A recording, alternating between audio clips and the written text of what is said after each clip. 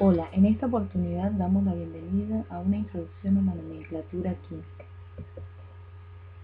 En primer lugar, debemos informar acerca del tema de simbología química, para el cual vamos a incluir en esta oportunidad el significado de los símbolos químicos, las fórmulas químicas, y es importante recalcar que la simbología química viene reglamentada por la IUPAC, que permite establecer el lenguaje químico.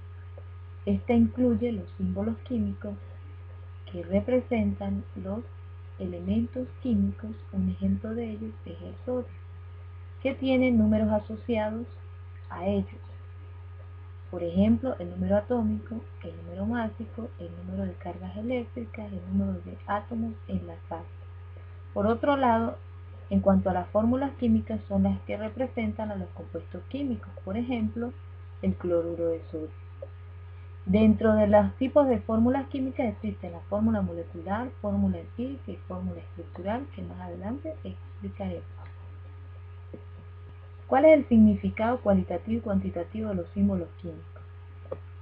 Por un lado, en la tabla periódica, que es uno de los recursos elementales de la química, tenemos que dentro de ella se identifica el símbolo del elemento, el nombre del elemento, un átomo del elemento, su peso atómico gramos. Si el elemento es un gas, representa el volumen molar. En este caso, en la tabla periódica por lo general aparece el símbolo del elemento, el número másico en la parte superior izquierda, el número atómico en la parte inferior izquierda y la carga iónica en la parte superior derecha.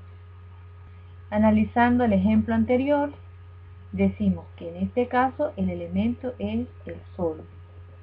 Su número atómico es 11, es decir, en el núcleo del átomo hay 11 protones. Su número másico es 23, que nos indica que la suma de protones y neutrones presentes en el núcleo de un átomo de sodio es igual a 23. Podemos determinar entonces el número de neutrones. En este caso, el número másico es igual al número de protones más el número de neutrones. Despejando la fórmula podemos calcular los neutrones.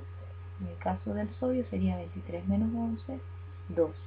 Por otro lado, el átomo de sodio representado por Na1 positivo quiere decir que ha perdido un electrón, por lo tanto su carga será positiva. Por ejemplo, cuando un número aparece a la izquierda de uno de los símbolos, significa o se le denomina coeficiente, el cual símbolos indica el acompañados número por de otros átomos números. del elemento.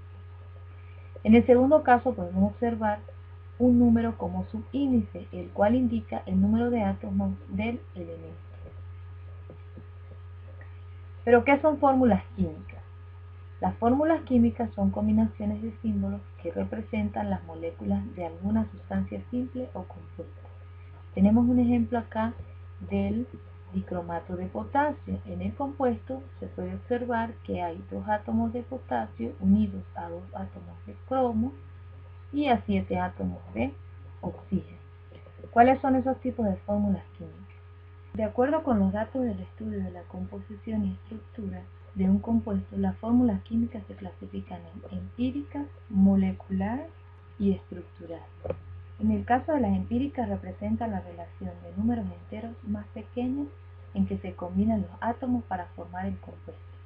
Por ejemplo, el agua, conocido como H2O, se observa claramente que intervienen 2 átomos de hidrógeno y un átomo de oxígeno. En el caso de la fórmula molecular, este tipo de fórmula representa la proporción exacta de los números de los átomos que forman el compuesto.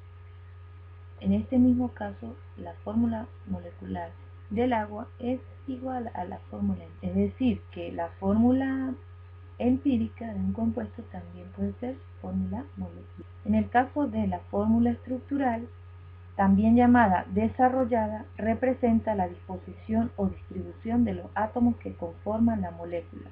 Por ejemplo, volvemos con el agua.